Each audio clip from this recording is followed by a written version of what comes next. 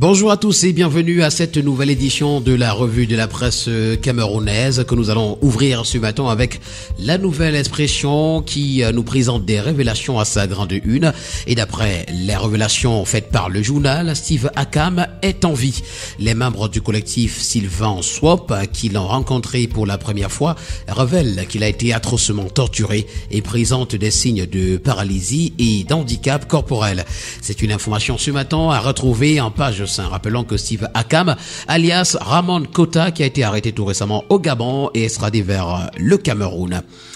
État de droit au Cameroun, à lire également dans les colonnes de la Nouvelle Expression, parution de ce matin. Une plateforme d'avocats dénonce affaire Martinez-Zogo, le tribunal militaire fonce et puis hôpitaux publics, carence grave en sage-femme. Le quotidien Le Messager s'interroge ce matin à sa grande une au sujet de la double identité. L'État est-il dos au mur ? Les résolutions du comité dorment à la présidence qui pourtant doit signer des décisions politiques et juridiques sur l'épineuse question de la fraude sur l'identité. Une information ce matin à retrouver en parcourant la page 3. Nous continuons en pied de une avec la confrontation entre le Cameroun et la Namibie qui se profile à l'horizon. Japoma ou rien, martèle le journal.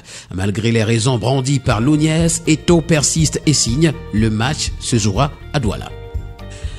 La crise entre le MINSEP et la FECAFOOT est rendue à sa saison 2 d'après le quotidien Mutation qui nous fait savoir qu'après l'interview au vitriol de Marc Brice, l'Ognès qui est en désaccord avec la fédération sur le site du match Cameroun-Namibie du 7 septembre prochain sollicite l'arbitrage du ministre des Sports.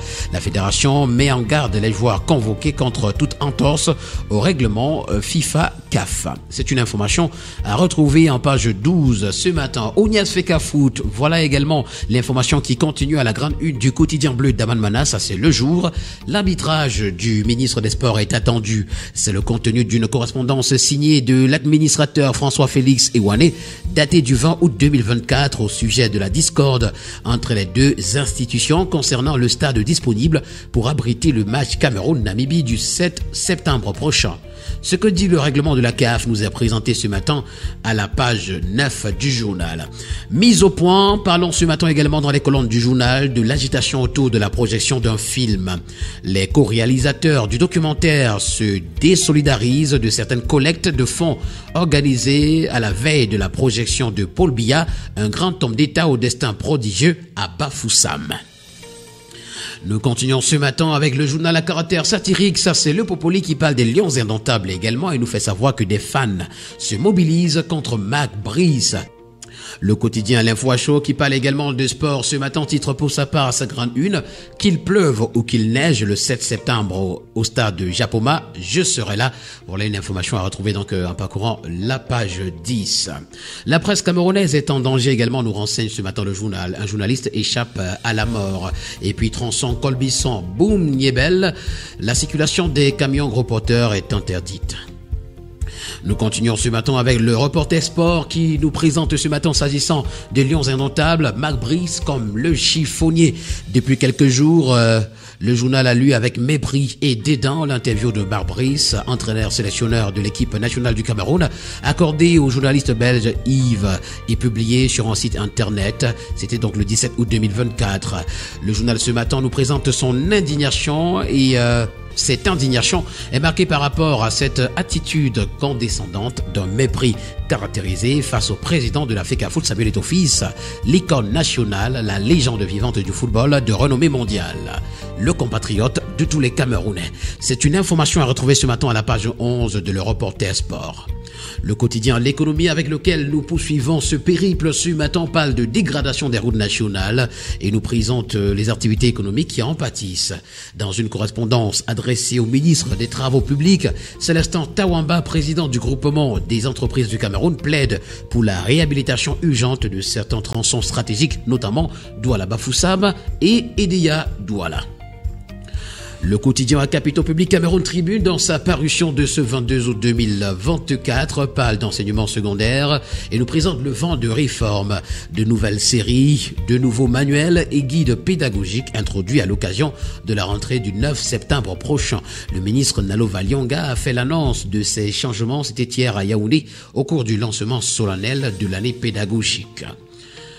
On parle également d'écoles ce matin avec le quotidien Vers Émergence, mais cette fois-ci dans le Nozo, où 48 écoles ont été attaquées entre janvier et juin 2024. C'est une information à retrouver en page 3. Sécurité routière également, le Mid-Transport inflige des sanctions et puis affaire Ramon Kota, l'activiste réapparaît. Nous continuons en santé avec le quotidien de la santé, ça c'est Éco-Santé qui parle de naissance et misère en nous présentant le cri d'une mère et de ses quadruplés à l'extrême nord du Cameroun.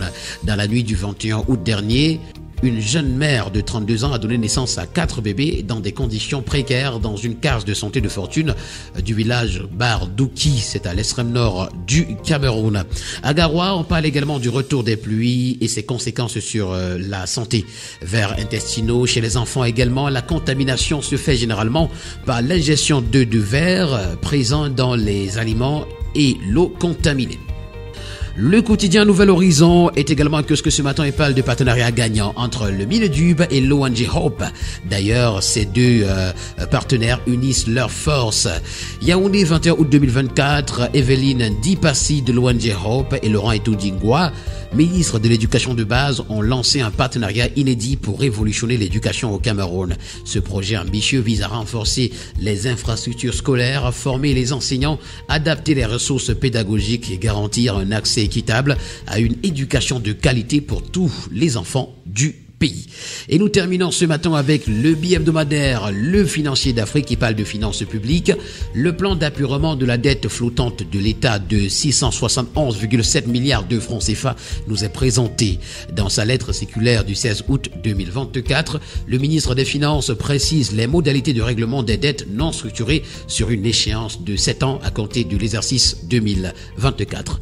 Secteur bancaire, on en parle également. CCA Bank a organisé des réunions exclusives à Douala, Yaoundé et Bafoussam. Entretien routier, le GECAM déplore le mauvais état des routes au Cameroun et puis développement économique. Les recettes du Minepad pour assurer la transition industrielle du Cameroun nous sont également présentées. Mesdames et messieurs, voilà qui met en terme à cette sortie de la revue de la presse camerounaise, édition de ce 22 août 2024. Ce fut un plaisir pour nous autres de vous servir de cette manière. Au plaisir de vous retrouver demain pour une nouvelle édition. D'ici là, portez-vous bien.